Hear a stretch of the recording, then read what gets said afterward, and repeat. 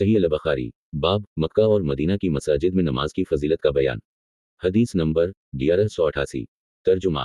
हिफ्स बिन इमरू शोबा अब्दुल मलक क़ज़िया बयान करते हैं कि मैंने हज़रत अबू सईद रज़ी अल्लाह अन्हु को 4 बातें कहते हुए सुना कि मैंने नबी करीम सल्लल्लाहु अलैहि वसल्लम से सुना और वो नबी सल्लल्लाहु अलैहि वसल्लम के साथ 12 ग़ज़वत में शरीक हुए थे। हे सुफियान ज़हरी सईद हज़रत अबू हरीरा रज़ी अल्लाह अन्हु नबी सल्लल्लाहु अलैहि वसल्लम से रिवायत करते हैं कि आप सल्लल्लाहु अलैहि वसल्लम ने फरमाया सामान सफ़र ना बांधा जाए मगर 3 मस्जिदों के लिए मस्जिद हराम मस्जिद रसूल अल्लाह सल्लल्लाहु अलैहि वसल्लम मस्जिद अक़सी। सही अल-बुखारी। हदीस नंबर 1189। तर्जुमा।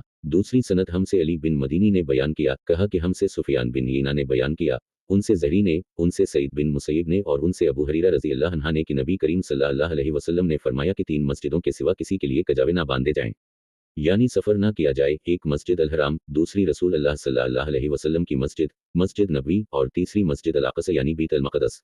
सही अल-बुखारी। हदीस नंबर 1190।